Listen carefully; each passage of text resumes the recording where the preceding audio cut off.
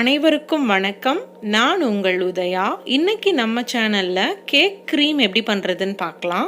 இந்த ஃப்ராஸ்டிங் பண்ணுறதுக்கு நம்ம பட்டர், விப்பிங் க்ரீம், மைதா, கண்டென்ஸ்டு மில்க், ஐசிங் சுகர் அந்த மாதிரி எதையுமே பயன்படுத்த போகிறது இல்லை. இந்த லாக்டவுன் பீரியடில் விப்பிங் க்ரீம், பட்டர் எல்லாம் கிடைக்காத நேரத்தில் நீங்கள் இந்த மாதிரி ரொம்ப ஈஸியாக வீட்டிலையே க்ரீம் பண்ணி பர்த்டே கேக்ஸை டெக்கரேட் பண்ணிக்கலாம். வாங்க இப்போ இந்த ஐசிங் எப்படி பண்ணுறதுன்னு பார்க்கலாம்.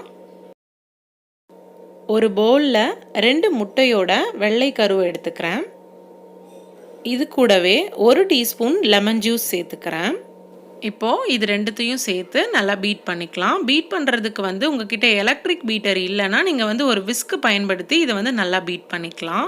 விஸ்க் வச்சு பண்ணுறப்போ உங்களுக்கு கொஞ்சம் அதிகமாக டைம் எடுக்கும். இதே நீங்கள் எலக்ட்ரிக் பீட்டரை பயன்படுத்தும் போது கொஞ்சம் சீக்கிரமாகவே பண்ணி முடிச்சிடலாம்.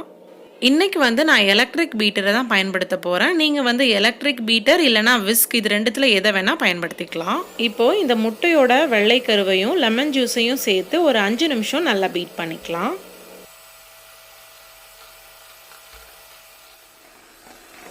5 நிமிஷம் நல்லா பீட் பண்ணதுக்கு அப்புறமா இதில் சர்க்கரையை சேர்த்துக்கலாம். நான் இன்றைக்கி எலக்ட்ரிக் பீட்டரை பயன்படுத்துறதுனால நான் சர்க்கரையை மிக்சியில் போட்டு பவுடர் பண்ணலை, அப்படியே தான் சேர்த்துக்க போகிறேன். 2 முட்டையோட வெள்ளை கருவுக்கு நீங்கள் 3/4 கப்பில் இருந்து 1 கப் வரைக்கும் சர்க்கரையை பயன்படுத்திக்கலாம். சர்க்கரையை கொஞ்சம் கொஞ்சமாக சேர்த்துட்டு நல்லா பீட் பண்ணிக்கோங்க.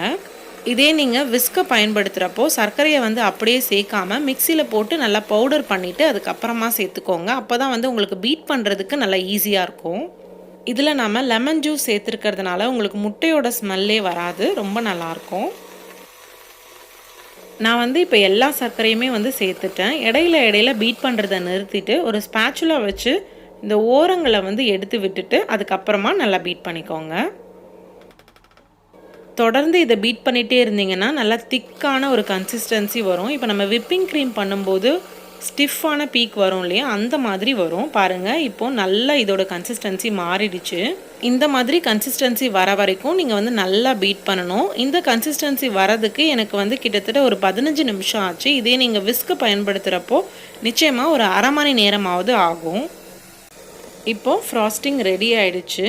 இப்போ நீங்கள் அந்த க்ரீமை தொட்டு எடுக்கும்போது அதோட ஷேப் மாறாமல் அப்படியே நிற்கணும். இப்போ நீங்கள் இதை பைப்பிங் பேக்கில் போட்டு கேக்கை டெக்கரேட் பண்ணுறதுக்கு பயன்படுத்திக்கலாம். இதை நீங்கள் இப்படியும் பயன்படுத்திக்கலாம், இல்லை உங்களுக்கு கலர் தேவை அப்படின்னா நீங்கள் கலர் சேர்த்துக்கலாம். அவ்வளோதான், ரொம்ப சுலபமாக கேக் க்ரீம் தயார் பண்ணியாச்சு. இந்த வீடியோ உங்களுக்கு பிடிச்சிருந்தா லைக் பண்ணிக்கோங்க. இது வரைக்கும் நம்ம சேனலை சப்ஸ்கிரைப் பண்ணலன்னா சப்ஸ்கிரைப் பண்ணிக்கோங்க. ரசித்து சமைத்து ருசித்து உண்டு மகிழ்ச்சியாக வாழ்வோம்.